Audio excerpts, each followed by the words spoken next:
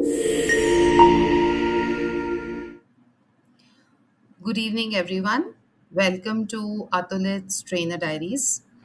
This is not about teaching or performing, it's about reflecting on one moment that quietly shaped credibility.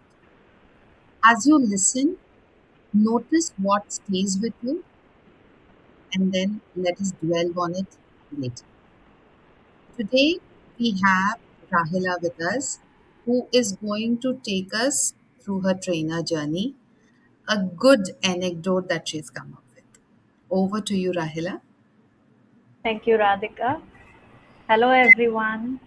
So, today my topic would be a mistake I made that changed how I prepare as a trainer. Here, I would like to share a small incident which happened to me, what mistake I made, and how I reflected and changed myself. So, let's begin. During initial days of my trainings programs, we were scheduled to visit a village for a training session. I was incredibly excited. I planned wonderful slides and practiced my presentation thoroughly. On the day of the session, I wore a formal attire, trouser, a shirt, blazer, and made sure I was groomed very well. However, when I arrived at the location, I realized I had missed just the setting completely. All my colleagues were in informal sari or salwar suits. Being the only one in formal Western attire, I felt out of place as everyone just stared at me. But I had no other option. I decided I'll continue with the session. Now, as I began, I noticed my speech and my slides are entirely in English. The audience were blank and clueless. I somehow managed to complete the session because I had no other go. I have to go with it. It was a very terrible experience. So here, what I realized is that I hadn't uh, researched about my audience beforehand, nor did I, reach out to my colleagues for advice or support. I thought I know everything, I would be perfect. That is a mistake I made here. So, reflecting on this, I made sure that knowing your audience should be the first main rule of thumb in any of my training session, because without that connection my whole effort is going to be waste. And furthermore, I also learned that never to hesitate to reach out to anybody when in doubt. That's going to help you, it's not going to put you down in any way.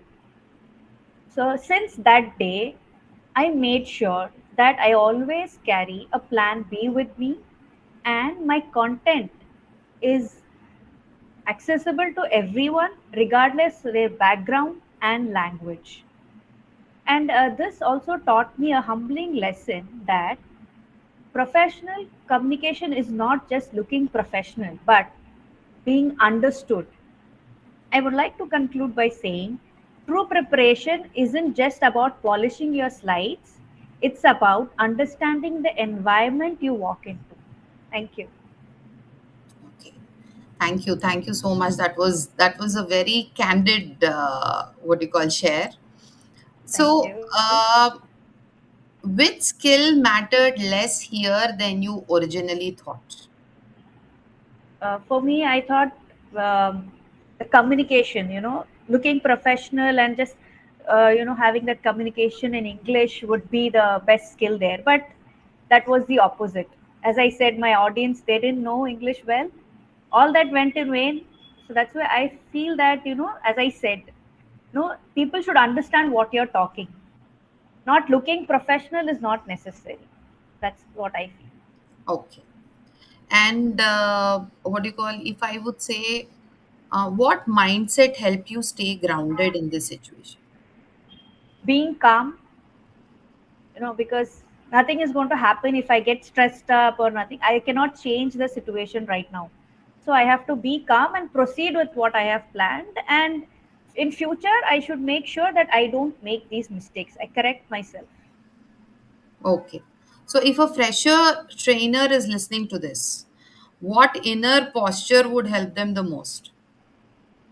First thing, to be calm, Next, they should definitely know their audience. Without that, they should never proceed for any training session. Research about your audience, their background, and then only prepare your content. That's it.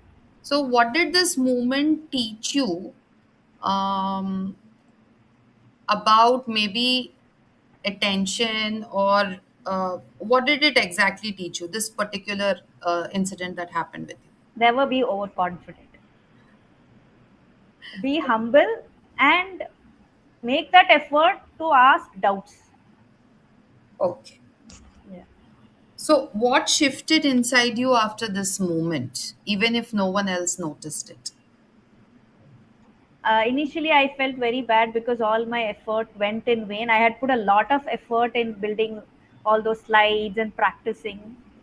So I felt very hurt, and then it taught me a lesson that, as I said, never be overconfident. That's Okay, okay, it. right. So, thank you so much, Rahila. Over to the audience. What is this? What is the one takeaway that what do you call you've had from this session, Sujata? Yes, Raila. So it was really a wonderful, story sharing by you. Which, for a learner, we also need to understand that our first priority should be to understand the audience and, to touch the pain point of the audience, and Yes. we we should come up with the solution of their problem. So accordingly, we have to mold our presentation or whatever we are going to deliver. It's very important to understand the audience. So thank you for again just putting this thing to me as a trainer. Thank you so much. You're welcome. Yeah. Divya, do we have anything from you? Well, a very nice presentation, cool and composed as usual, Rahila. Thank you. And the thing as a fresher, if a fresher is listening to the your session, I think the takeaway will be things can go wrong, and it does go wrong many a times. We need to understand that and take it forward. Plus, every time our sessions cannot be polished and perfectly planned. It has to be in sync with whatever is the audience. Your audience can be a mix of second tier Yes. cities and people who do not really understand polished English. We have to adapt to the conditions and accordingly give our sessions. So it was a wonderful takeaway. And I think you made us go back to our roots, and we should remember this always. Thank Thank you. you. Welcome. Thank you, audience, for the lovely feedback. And what do you call? Yes, thank you, Rahila, for that honest reflection. Credibility often grows in moments like these, unnoticed but lasting. Let's carry one insight forward as we move to the next share. See you in the next session. Bye bye.